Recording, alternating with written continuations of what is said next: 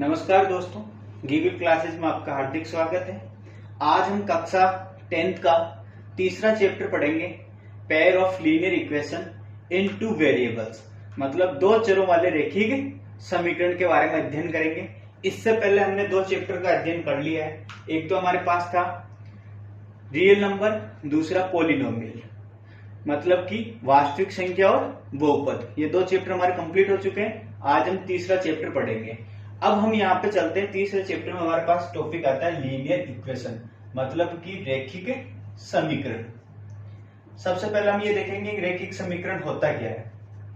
तो हमारे पास इसमें दो नाम आते हैं, एक तो आता है चर, एक आता है हमारे पास अचर। चर क्या होता है, तो हम इसको कहेंगे वेरिएबल। क्या होता है? वेरिएबल। अचर क्या होता है, तो ये हमारे पास होता है कांस्टेंट। एक चर वैल्यू होती है, एक वेरिएबल्स होते हैं। चर का मतलब यहाँ पे हो गया हमारे पास एक्स वाई जेड ऐसे, और कांस्टेंट को हम लिखेंगे मतलब कि जैसे जो real number A B C, जो क्या होंगे, वास्तविक संख्या होगी। यहाँ पे क्या होगी, ये वास्तविक संख्या होगी, जबकि यहाँ पे हमारे को फिक्स वैल्यू नहीं पता होगी। अब देखो, लीनियर इक्वेशन को लिखने का जो तरीका होगा वो हम लिखेंगे। अब देखो,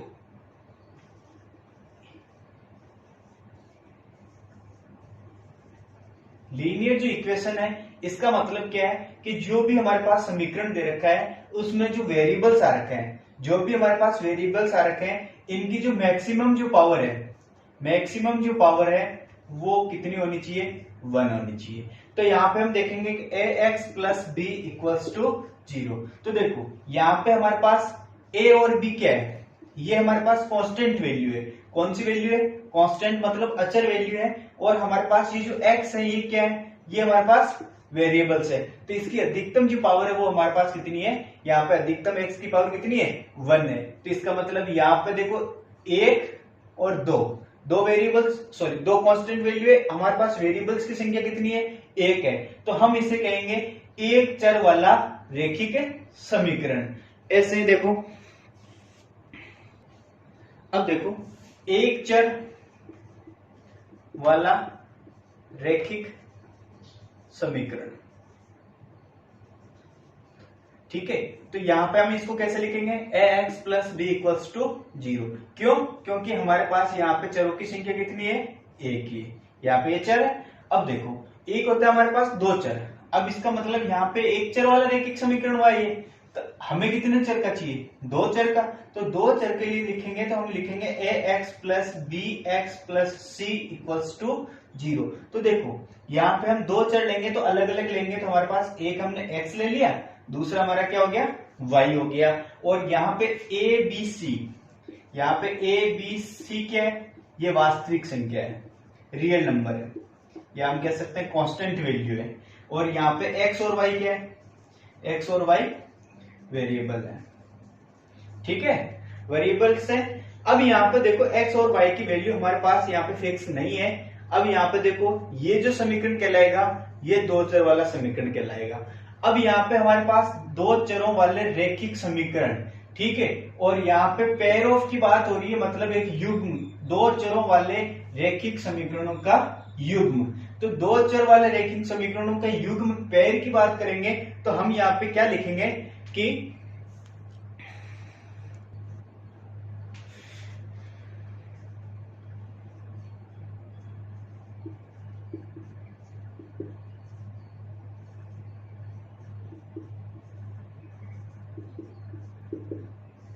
अब देखो, यहाँ पे हम बात कर रहे हैं दो चरों वाले जो रैखिक समीकरण है उनके पेयर की बात कर रहे हैं, मतलब हमारे पास युग्म की बात हो रही है। तो हम इसको दो चर, अब देखो यहाँ पे x और y हमारे पास क्या हो गए? दो चर हो गए। बाकी एबीसी हमारे पास क्या होगी? वास्तविक संख्या हो गई, मतलब कांस्टेंट वैल्यू हो गई।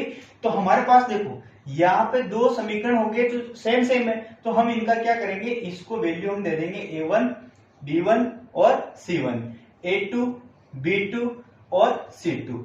ये जो एक समीकरण है, ये जो समीकरण है, ये कैसे समीकरण कहलाएंगे? दो चरों वाले रैखिक समीकरण के युग्म, युग्म का मतलब यहाँ पे ये दोनों साथ में आएंगे क्वेश्चंस, तो हमें यहाँ पे वैल्यूज फाइंड करनी होगी x1 y1 की।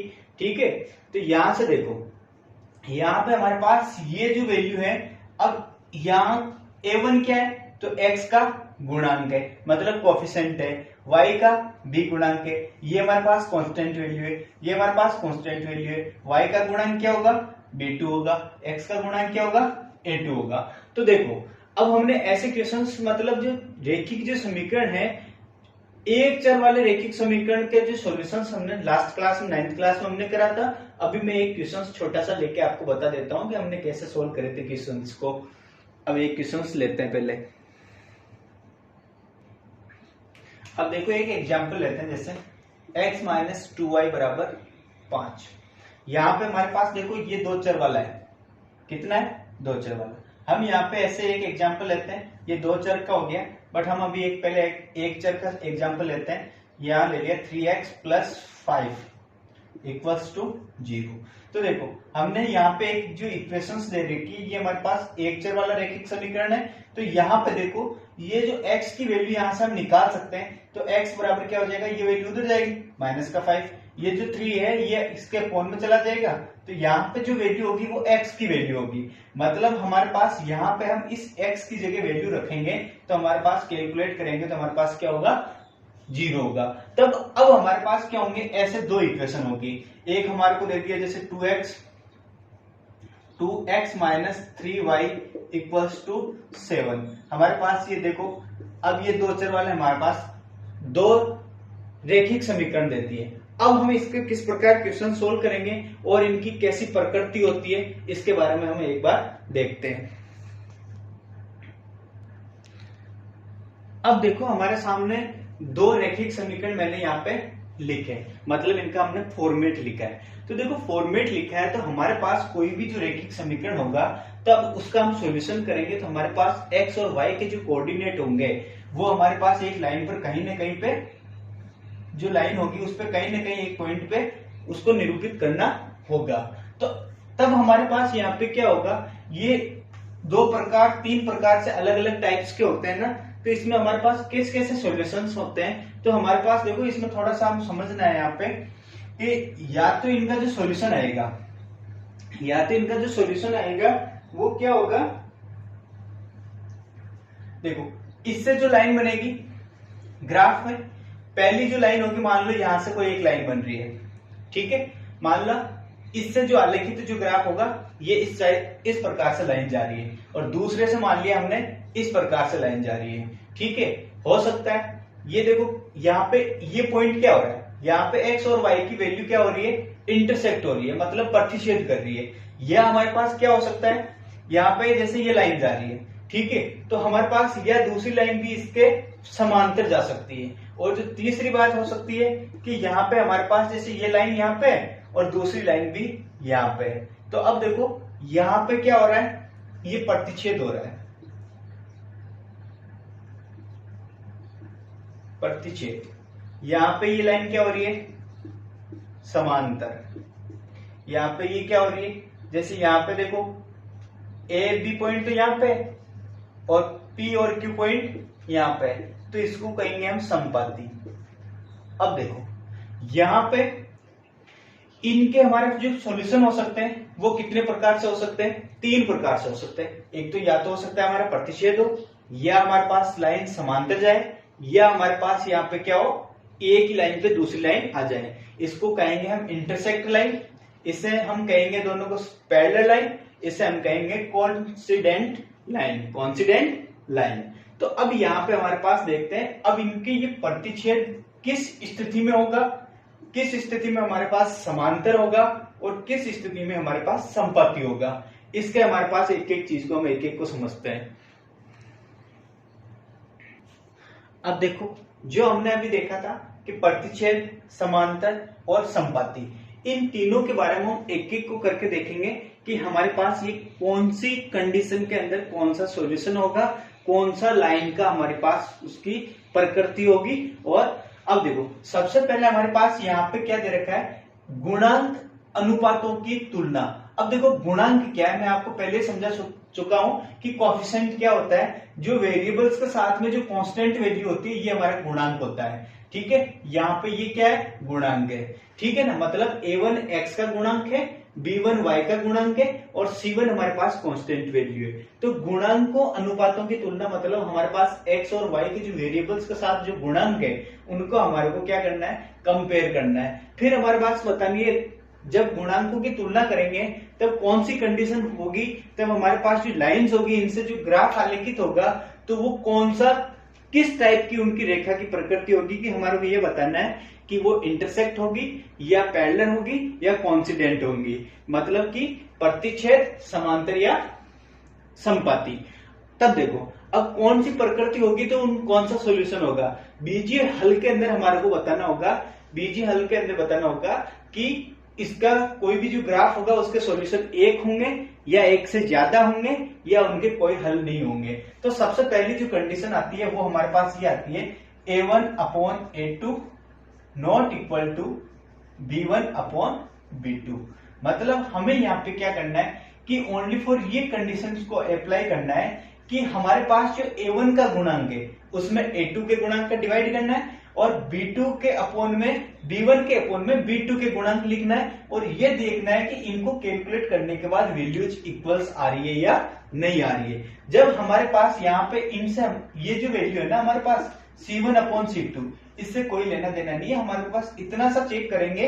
ये जब मान लो कि ये वैल्यू हो हमारे पास 1/2 और ये वैल्यू हमारे पास 3/4, तो देखो ये किसी भी तरह से आपस में इक्वल नहीं है ना, तो हम यहाँ पे कहेंगे कि ये नॉट इक्वल टू है। तो इसका मतलब यहाँ पे हमारे पास ये जो वैल्यू सेटिस्फाई करेगी जिसको, तो इनसे जो निकलने वाली जो रेखाएं बनेगी, इनसे जो ग्राफ आलेखित होगा वो एक दूसरे को क्या करेगा, इंटरसेक्ट करेगा। क्या करेगा, प्रतिच्छेद करेगा। एक क्या करेगा, प्रतिच्छेद करेगा। मान लो कि यहां से जो दोनों से अलग अलग जो लाइन की ग्राफ बनाएंगे तो दोनों लाइन आपस में एक ऐसा पॉइंट होगा जिसपे वो दोनों लाइन आपस में क्या करेगी, इंटरसेक्ट करेगी, मतलब कि प्रतिच्छेद करेगी। अब देखो इसमें जब प्रतिच्छेद करेगी तो ऐसा इस एक पॉइंट के अलावा इसमें और कोई पॉइंट होंगे कि आपस में जो इंटरसेक्ट करने वाला, एक ही नहीं होगा, मतलब एक के अलावा और अन्य कोई पॉइंट नहीं होगा। तब हम यहाँ पे कहेंगे कि हमारे पास जो सॉल्यूशन है वो कैसा सॉल्यूशन है, अद्वितीय सॉल्यूशन है, मतलब कि केवल एक सॉल्यूशन है, एक हल होगा। केवल या तो अद्वितीय हल कह सकते हैं या हम कह सकते हैं केवल एक हल होगा, या मतलब कि वन सॉल्यूशन होगा। देखो यहाँ पे जब आपके पास में कोई भी दो समीकरण युग्म आपके सामने हो, सबसे पहले हम यहाँ पे क्या करेंगे, गुणांकों को कंपेयर करेंगे। गुणांकों को कंपेयर करने पे हमारे पास ये दो वैल्यू जब बराबर नहीं आए तो हमारे को ये पहले ही समझ जाना चाहिए कि यहाँ पे जो ग्राफ बनाएंगे तो वो कैसा बनना चाहिए, इंटरसेक्ट वाला बनना चाहिए। मतलब दो लाइन जो होगी वो आपस में एक पॉइंट पे क्या करनी चाहिए, प्रतिच्छेद करनी चाहिए। जब प्रतिच्छेद कर रही है तो हमें ये पता चल गया कि वो जो पॉइंट होगा हमारा यहाँ पे, मतलब यहाँ पे जो x और जो y की वैल्यू होगी, इसका मतलब यही हमारे पास क्या होंगे, सॉल्यूशन होंगे। मतलब यहाँ पे एक सॉल्यूशन होगा। जब एक पॉइंट पे प्रतिच्छेद करेगा तो एक सॉल्यूशन, एक से ज्यादा पॉइंट पे करेगा तो ज्यादा सॉल्यूशन, और जब प्रतिच्छेद करेगी नहीं तो वहां पे क्या होगा, सॉल्यूशन ही नहीं होगा। तो यहाँ पे देखो ये जो x का जो पॉइंट होगा वो x का वैल्यू हो जाएगी और जो y की वैल्यू होगी वो y की होगी। तब हम इनका जब सॉल्यूशन करते हैं तो हमारे पास x की वैल्यू जो यहां से निकल के आती है ना वही वैल्यू यहाँ की होगी, और y की वैल्यू हमारे को फाइंड करनी हो तो y की वैल्यू जो इंटरसेक्ट करने पे जो y की वैल्यू मिल रही है वो हमारे पास किसकी वैल्यू होगी, y की वैल्यू होगी। अब देखो इंटरसेक्ट वाला आपको समझ में आ गया होगा कि कैसे बनेगा। ठीक है, अब हम आगे वाले दूसरे फॉर्मेट पे चलते हैं। अब देखो सेकंड फॉर्मेट हमारा ये कहता है जब दोनों समीकरणों से a1/a2 equals to b1/b2 equals to c1/c2, मतलब कि यहां पे जब रेशियो लिखेंगे, मतलब कि यहां पे जैसे मैंने लिखा 1/2, यहां मैंने लिखा 2/4, यहां मैंने लिखा 4/8, मतलब कि वैल्यू सारी अलग अलग है। जबकि जब इसको कैलकुलेट करेंगे तब भी ये 1/2 बनेगा, यहाँ पे कैलकुलेट करेंगे ये भी 1/2 बनेगा। तो देखो हमारे पास तीनों वैल्यू क्या आ रही है, तीनों वैल्यू क्या आ रही है, बराबर आ रही है। इसका मतलब तीनों जब गुणांकों का जब हमने सॉल्यूशन करा तो तीनों गुणांकों का जो रेशियो है वो क्या आ रहा है, इक्वल आ रहा है, मतलब कि बराबर आ रहा है। तब हमारे को यहाँ पे देखना है कि इनसे जो ग्राफ बनने वाला होगा वो ग्राफ क्या होगा, एक लाइन हमारे पास मान लो यहाँ पे P और Q पॉइंट यहाँ पे होंगे, ठीक है ना। या हम यहाँ पे कह सकते हैं कि हमारे पास जो यहाँ से इस लाइन से जो ग्राफ बनेगा वो यहाँ पे होगा ऐसे, और इस लाइन से जो ग्राफ बनेगा वो पॉइंट यहाँ पे होंगे, मतलब यहाँ पे 1 1 वाले होंगे, यहाँ पे 2 2 वाले होंगे। तो इसका मतलब क्या हुआ, ये जो दोनों की लाइन जो है, दोनों से जो बनने वाली लाइन है, एक तो लाइन हमारे पास ऐसे है, इसको भी हम आगे बढ़ाएंगे तो क्या हो जाएगी, ये भी तो इसी पे चलेगी, और दूसरी लाइन हमारे पास ये जो है, तो इसका मतलब एक ही लाइन के ऊपर सारे पॉइंट आ रहे हैं। तो इसका मतलब हम कह सकते हैं कि यहाँ पे जो इंटरसेक्ट पॉइंट है वो यहाँ पे भी है, यहाँ पे भी है, मतलब यहाँ पे सब जगह इंटरसेक्ट पॉइंट है। तो हम काउंट कर नहीं कर सकते कि कितने पॉइंट पे ये क्या कर रही है, इंटरसेक्ट कर रही है। इसका मतलब यहाँ पे जो ये जो लाइन ऐसी लाइन होती है, एक लाइन पे दूसरी लाइन जब खींची जाती है तो इसका मतलब वो जो लाइन होती है वो कहलाती है संपाती। क्या कहलाएगी, संपाती। संपाती कहलाएगी जब अब हमें ये नहीं पता चलता कि ये कितने पॉइंट पे इंटरसेक्ट हो रही है, हमें तो ये लग रहा है कि इसके ऊपर ही चल रही है। इसका मतलब एक से ज्यादा पॉइंट पे ये क्या कर रही है, इंटरसेक्ट कर रही है। तो इसका मतलब इसके जो सॉल्यूशन होंगे, मतलब बीजगणित हल होंगे, वो कितने हल होंगे, अनेक हल होंगे। किस स्थिति में, जब हमारे पास a1 equals to a1 upon a2 equals to b1 upon b2 equals to c1 upon c2। इस कंडीशन में ये क्या चीज होगी, ये रेखाएं किस प्रकार की होगी, संपाती की होगी, और इनका जो हल होगा वो कितने होंगे, मैनी सॉल्यूशंस। मतलब हम यहाँ पे कह सकते हैं मैनी सॉल्यूशन, ठीक है। मतलब एक से ज्यादा एक्स वाई की वैल्यू आ सकती है। तब आपको दूसरा फॉर्मेट समझ में आ गया होगा, मतलब कौन सी स्थिति होगी। तब देखो यहाँ पे हमारे पास पहली वाली स्थिति क्या थी, यहाँ पे नॉट इक्वल था, ठीक है ना। यहाँ पे अभी क्या है, यहाँ पे इक्वल है, मतलब दोनों इक्वल है। अब हम तीसरी कंडीशन जो है उसमें चलते हैं। तीसरी कंडीशन में हम चलेंगे तो हमारे पास क्या होगा, देखो a1 upon a2 equals to b1 upon b2। तो देखो हमारे पास जब पहली एक कंडीशन में हमने ये देखा था कि ये दोनों क्या नहीं होने चाहिए, नॉट इक्वल टू था। जबकि यहाँ पे देखो अभी जो इससे पहले वाले जो सेकंड कंडीशन में हमारे पास ये दो तो बराबर थे, बट तीसरी वैल्यू भी बराबर थी। जबकि इसमें दो वैल्यू तो पहले की बराबर हो सकती है, बट तीसरी value c1 upon c2 equal नहीं होना चाहिए। मतलब कि यहाँ पे ये इसके बराबर हो सकते हैं, मतलब हमारे पास ये 1/2 ये 1/2 हो सकता है, बट ये 3/4 जब होगा यहाँ पे इस कंडीशन में हमारे पास ये वैल्यू होगी। मतलब यहां से जो दो रेखिक जो समीकरण है हमारे पास, इनसे जो गुणांकों का जब रेशियो या अनुपात निकाला जाता है तब वो क्या होना चाहिए, a1 upon a2 equals to b1 upon b2 तो हो सकता है, बट हमारे पास b1 upon b2 not equal to c1 upon c2 होना चाहिए, या हम ये भी कह सकते हैं ये इसके बराबर नहीं होना चाहिए। तो ऐसी कंडीशंस में क्या होता है, हमारे पास जो ग्राफ बनता है वो क्या बनता है, मतलब इस पहले वाले जो समीकरण है इससे लाइन भी ऐसे निकल जाएगी और दूसरे वाले से भी ऐसे निकल जाएगी। तब हमें ये चेक करना है कि इन दोनों लाइन से यहाँ पे कोई एक ऐसा पॉइंट है क्या जो इंटरसेक्ट कर रहा है। हम कह रहे हैं कि ये दोनों जो लाइन है, ये दोनों लाइन कैसे जा रही है, समांतर जा रही है। तो हमारे पास ये जो बोर्ड है, इस बोर्ड की ये दोनों लाइन जब पैरेलल चल रही है तो इसका मतलब ये इन पे कोई भी ऐसा पॉइंट नहीं होगा जहां पे ये दोनों लाइन आपस में क्या करेगी, कटेगी। तब जब आपस में लाइन प्रतिच्छेद ही नहीं होगी तो उसका सॉल्यूशन हो गया, नहीं होगा। क्यों, जब हमारे पास कोई न कोई जब लाइन आपस में इंटरसेक्ट होती है, प्रतिच्छेद होती है, तभी हम बता सकते हैं कि वहां पे कितने सॉल्यूशंस होंगे। तब यहाँ पे जब समांतर जब दो लाइन जाएगी उसका कोई सॉल्यूशन नहीं होगा, कोई हल नहीं होगा। यहाँ पे हम लिखेंगे नो सॉल्यूशन, ठीक है, मतलब उसका कोई सॉल्यूशन नहीं होगा। तब हमारे पास तीनों कंडीशंस हमारे को पता चल गई। एक बार मैं वापस उनका हल्का सा रिवीजन करवा देता हूं कि इसमें कौन सी कंडीशन है शॉर्टली। अब देखो हल्का सा रिवीजन कर लेते हैं। मतलब पहला क्या कंडीशन थी, a1 upon a2 equals not equals to B1 upon B2, यहाँ पे हम C1 upon C2 equal to लिखे या नहीं लिखे उससे कोई फर्क नहीं, हमारे पास ये वाली कंडीशन होनी चाहिए। तो अब हमारे पास कैसा था, हमारे पास ग्राफ कैसा था, प्रतिच्छेद वाला था। मतलब एक पॉइंट ऐसा होगा जहां पे ये क्या करेगी, इंटरसेक्ट होगी, मतलब क्या करेगी, प्रतिच्छेद। ठीक है, तो इसका सॉल्यूशन हम लिख सकते हैं 1 सॉल्यूशन, मतलब उसका एक हल होगा। दूसरी जो कंडीशन थी हमारे पास क्या थी, A1 upon A2 equals to B1 upon B2 equals to C1 upon C2। जब तीनों कंडीशन बराबर थी तो हमारे पास जो ग्राफ बनने वाला था वो मैंने क्या बताया, एक ही लाइन पे दूसरी लाइन थी। ठीक है ना, ये डायरेक्ट करने का मतलब है एक ही लाइन पे दूसरी लाइन।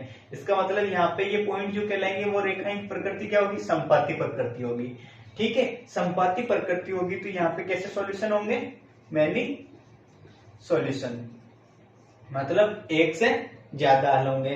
तीसरी जो कंडीशन लिखी थी वो क्या लिखी थी हमने, A1 upon A2 B1 upon B2 not equal to C1 upon C2। मतलब यहाँ पे ये कंडीशन ध्यान रखना है, यहाँ पे ये कंडीशन ध्यान रखना है। जब तीनों बराबर होंगे तो हमारा पता चल ही जाएगा। यहाँ पे अभी अभी हमने ये लाइन बनाई थी कि ये क्या होंगे, समांतर लाइन होगी, इनका क्या होगा, समांतर है। ठीक है, जब ये समांतर होंगे तो यहाँ पे इनके सॉल्यूशन कितने होंगे, तो हम यहाँ पे लिखेंगे 9 सॉल्यूशन।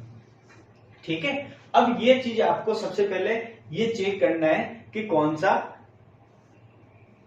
ग्राफ बनेगा। यही से हमारे पास ये ग्राफ बनने, ठीक है, ग्राफ में निरूपित होंगे। तो अब देखो हमारे पास सबसे जो पहली एक्सरसाइज होगी उसमें हमारे को कुछ ऐसे लैंग्वेज में क्वेश्चंस दे रखे होंगे और उनसे सबसे पहले हमारे को दो चरों वाले रैखिक समीकरण बनाना है। तो हमारे पास दो चरों वाले रैखिक समीकरण का फॉर्मेट हमारे को यही रखना है, A1 मतलब कोई भी जो वैल्यू होगी, दो वैल्यू है। जैसे मैं आपको बोलूं कि एक पुस्तक 5 रुपए की है तो 5 पुस्तकें करके कितने रुपए की होगी, तो उनको ऐसे करके क्या होगा, उनको इक्वेशंस बनानी है। जैसे मान लो एक आम है या 5 आम, 5 आम 7 सेव, ठीक है, इसको मैं उधर भेज के लिख देता हूं, ये 28 रुपए का आएंगे। ठीक है, फिर मैं कहूंगा 3 सेव 5 आम और ये 45 रुपए के आएंगे। तो बताओ इनके कितने के आम कितने रुपए के आए, सेव कितने रुपए के आए। तो हम ऐसा करके वैल्यूज निकालेंगे। तो उनसे हम ग्राफ पहले सबसे पहले क्या बनाएंगे, दो चरों वाले रैखिक समीकरण बनाएंगे। दो चरों वाले रैखिक समीकरण बनाने के बाद हमारे पास अगली जो एक्सरसाइज आएगी उसमें हमारे को यहाँ पे क्या निकालना है, उसके ये चीज निकालनी है, मतलब रेखाओं की प्रकृति निकालनी है और उसके सॉल्यूशंस निकालने हैं। और इनके जो सॉल्यूशन करने के जो तरीके होते हैं, अब देखो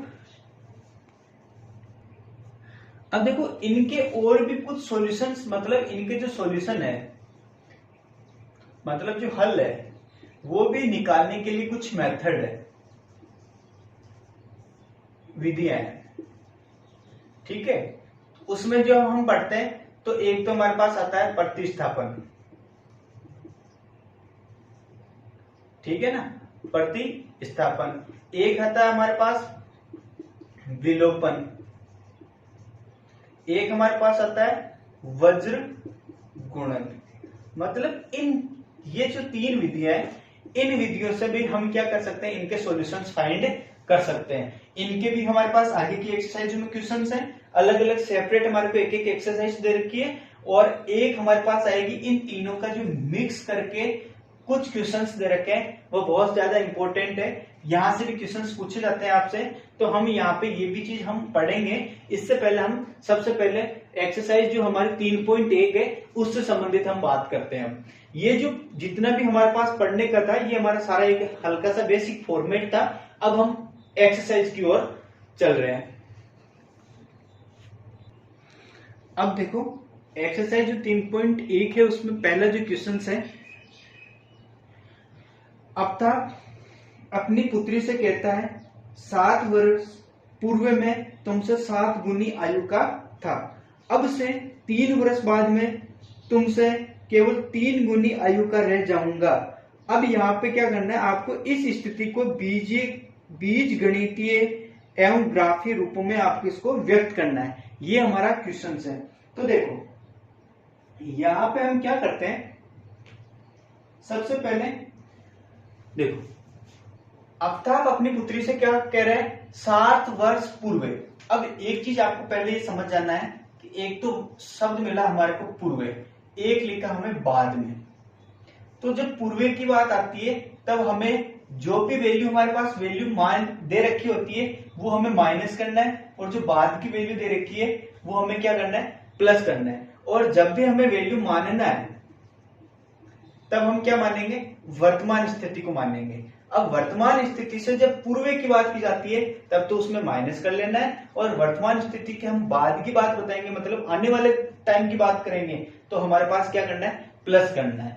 क्यों? क्योंकि हम कहते हैं कि हमारी जो एज है वो बताई कब जाती है, वर्तमान एज बताई जाती है, जो पहले जब हमारा जब जन्म हुआ उससे लेके आज तक की डेट बताई। अब हम कहते हैं कि जन्म से 5 वर्ष पूर्व, तब हम यहाँ पे क्या करेंगे, तो यहाँ पे हम क्या करेंगे, पहले की बाद की बात बता रहे हैं, ठीक है। तब यहाँ पे क्या हो जाएगा, सॉरी, यहाँ पे जब हमारी वर्तमान आयु की बात करूं, मैं कहता हूं कि मैं 25 साल का हूं, तो मैं कहता हूं मैं 5 वर्ष पूर्व, तो मैं 25 में से 5 साल पहले माइनस करूंगा, तो मैं इस कब की बात कर रहा हूं, जब मैं 20 साल का था। अब मैं बात करूं कि 5 वर्ष बाद, तो इसका मतलब मेरी वर्तमान जो आयु है वो 25 वर्ष है, तो मैं इसके 5 साल के बाद की बात कर रहा हूं, इसका मतलब मैं 5 साल आगे की सोच रहा हूं। तो इसका मतलब मैं कितने साल की बात कर रहा हूं, जब मैं 30 साल का हो जाऊंगा उस समय की बात कर रहा हूं। तब यहाँ पे देखो, अब तक अपनी पुत्री से कहता है 7 वर्ष पूर्व में तुमसे 7 गुनी आयु का था। तो हम यहाँ पे क्या कर लेते हैं, सबसे पहले हम क्या करेंगे, माना आफ्ताब की आयु x है। तो देखो 7 वर्ष पूर्व कितनी होगी, तो यहां पे 7 वर्ष पूर्व कितनी होगी,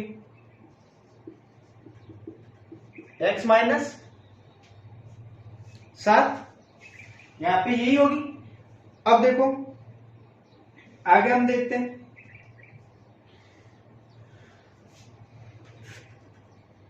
ये हो गया यहां तक। अब से 3 वर्ष बाद में तुमसे केवल 3 गुनी की आयु करे जाऊंगा। अब यहां पे देखो, ये जो x आयु मानी है वो किसकी है, आफ्ताब की है। तो माना आफ्ताब की पुत्री, आफ्ताब की पुत्री की आयु।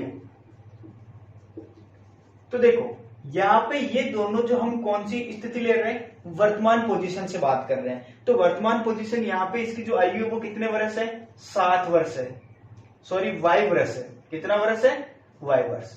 अब देखो यहां पे भी 7 वर्ष पूर्व कितनी होगी, तो यहां पे इसकी एज कितनी हो जाएगी, x माइनस 7 हो जाएगा। अब देखो आगे जो क्वेश्चन है हमारे पास क्या है, अब से 3 वर्ष बाद में तुमसे, अब जो वर्तमान आयु है जो हमारी x है, इससे 3 वर्ष बाद में, तब हम क्या करेंगे, x प्लस 3 और 3 गुनी आयु का हो जाऊंगा। तो यहां पे देखो अब एक इक्वेशन बनानी पड़ेगी हमारे को। तो देखो सबसे पहले थोड़ा मैं रफ करके इसको साफ लिख लेता हूं। अब देखो ये हमने वर्तमान स्थितियों को मान लिया, ठीक है। अब ये क्या कहा था इसने, 7 वर्ष पूर्व में तुमसे 7 गुनी आयु का था। तो देखो यहां पे 7 वर्ष पूर्व प्रश्नानुसार, तो देखो यहां पे जब मैं 7 वर्ष पूर्व में कितनी एज का था, यहाँ पे x माइनस 7, तब मैं क्या था, इसकी पुत्री की आयु का 7 गुना था। तो इसकी पुत्री की वर्तमान में 7 वर्ष पहले कितनी आयु होगी, y माइनस 7 होगी। तो ये इसका कितना गुना है, 7 गुना है। कौन बड़ा है, 7 गुना, ये बड़ा है। तो अब इन दोनों को आपस में बराबर करने के लिए 7 से मल्टीप्लाई करेंगे किसको, यहाँ पे। तो देखो यहां से सॉल्यूशन करेंगे, x minus 7 equal to 7y minus 7, ठीक है। 7 इंटू 7 कितना हो जाएगा, 49। देखो यहाँ पे अंदर मल्टीप्लाई कर दिया, यहाँ पे x, ये वैल्यू इधर आएगी, किसकी हो जाएगी, माइनस का 7y हो जाएगा। ये कितना है, 49, ये 49 है, ये 7 इधर चला जाएगा, प्लस का होगा नहीं होगा, माइनस का 49 प्लस का 7, तो ये कितना हो जाएगा, x माइनस 7y बराबर माइनस की वैल्यू बचेगी आपके पास कितनी, 42, ठीक है। अब देखो ये वैल्यू इधर आएगी तो हमारे पास क्या हो जाएगी, x minus 7y equals to, sorry, plus 42 equals to 0। तो देखो हमारे पास यहाँ पे जो ये इक्वेशन बनी है, ये a1x plus b1y plus c1 equals to 0। हमारे पास दो चरों वाला रैखिक समीकरण बन गया, नहीं बन गया?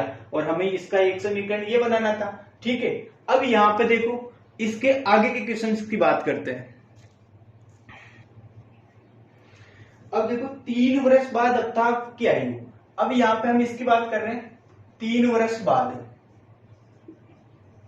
तो यहाँ पे 3 वर्ष बाद अफ्ताब की आयु क्या होगी?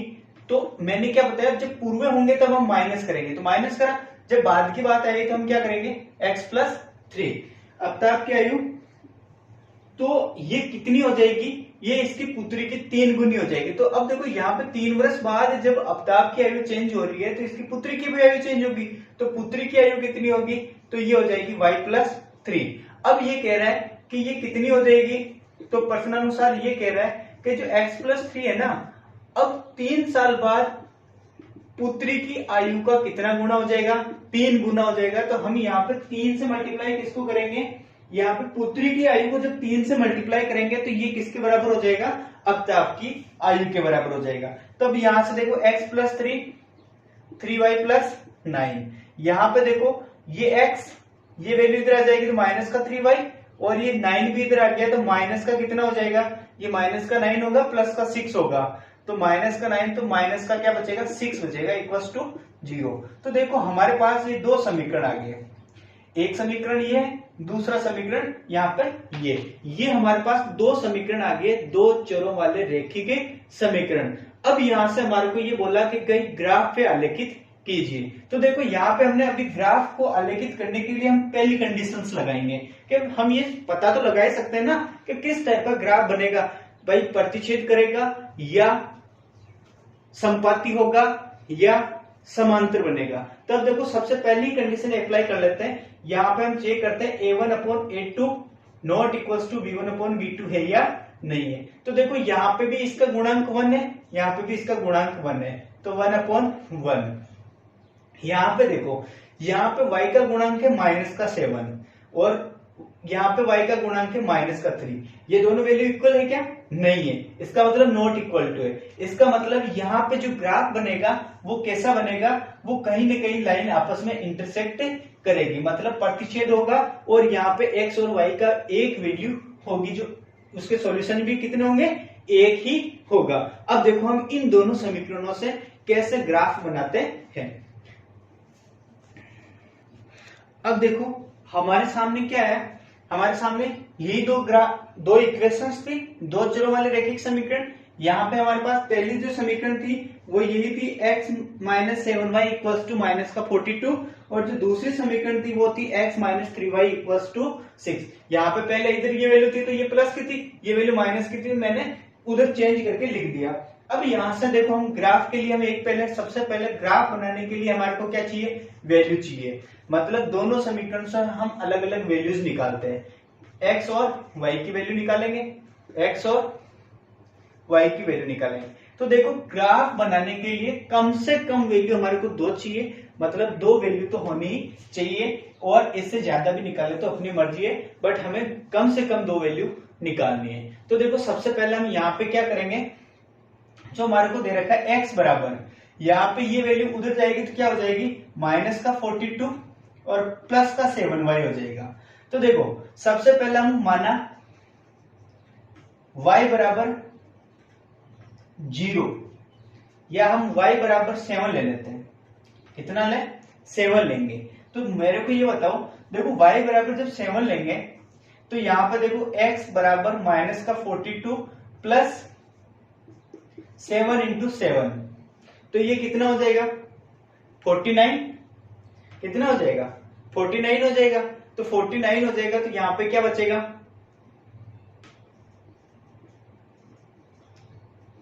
7। किसका आएगा, प्लस का आएगा। मतलब कि y बराबर जब हमने 7 लिया तो x की वैल्यू भी हमारे सामने कितनी आई, 7 आई ना। अब देखो यहां पे मैं x बराबर दूसरी वैल्यू ले रहा हूं मैं, y बराबर 6। तो देखो x बराबर -42 प्लस 7 × 6।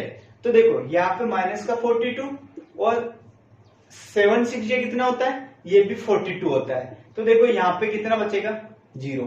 इसका मतलब y की वैल्यू मैंने जब 6 लिया तो x की वैल्यू मेरे सामने कितनी आई, 0।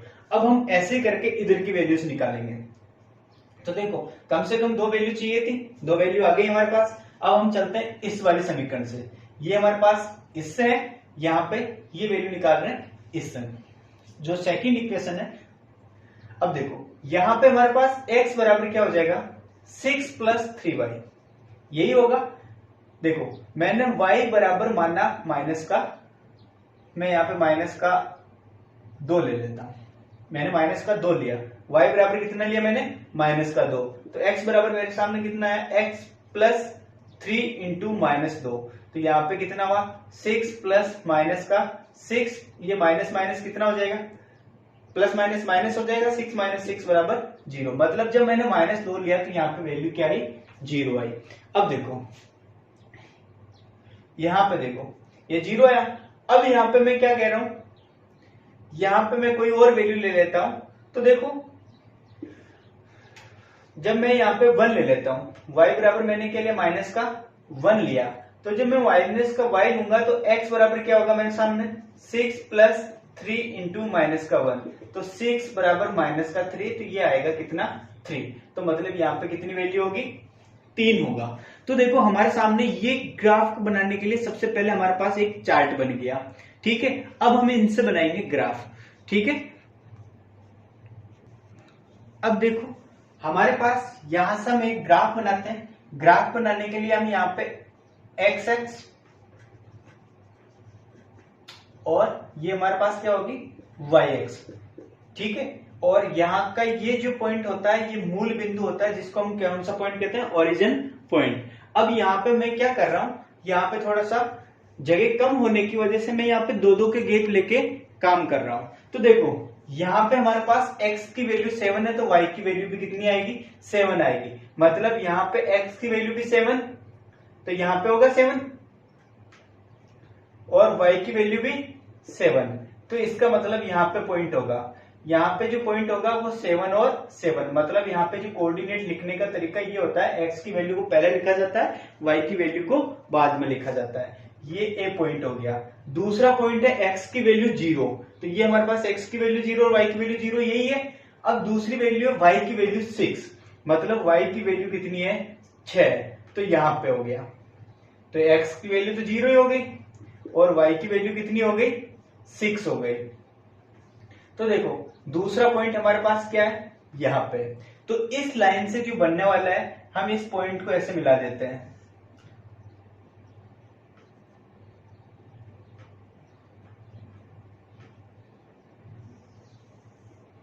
ठीक है।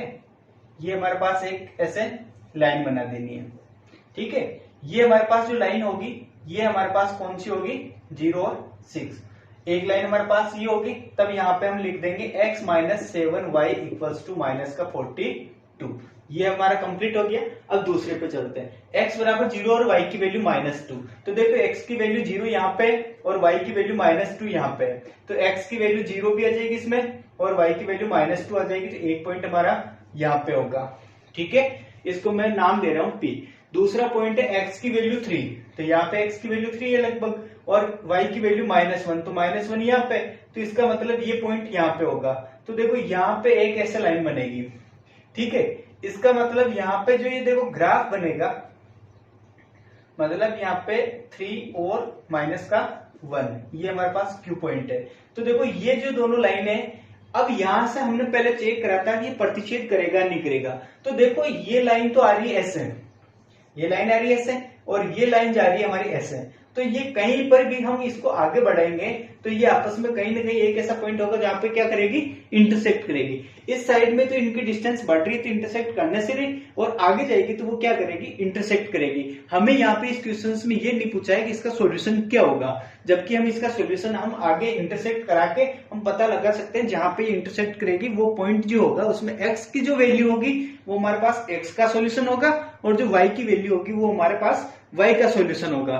तो यहाँ पे आपको ये नहीं देखना है कि इसका सोल्यूशन क्या क्या है, आपको यहीं पे था कि आपको इसका ग्राफ तक आपको इसको सॉल्यूशन करना है। तो आपका इस प्रकार से आप क्या बनाओगे, ग्राफ बनाओगे। और इस ग्राफ को बनाओगे तो सबसे इंपॉर्टेंट चीज है आपको यहाँ पे स्केल लिखनी है, ठीक है। एक्स अक्ष पे आप क्या वैल्यू ले रहे हो और वाई अक्ष पे आपको क्या वैल्यू ले रहे हो, तो आपको ये चीज समझ में आई होगी।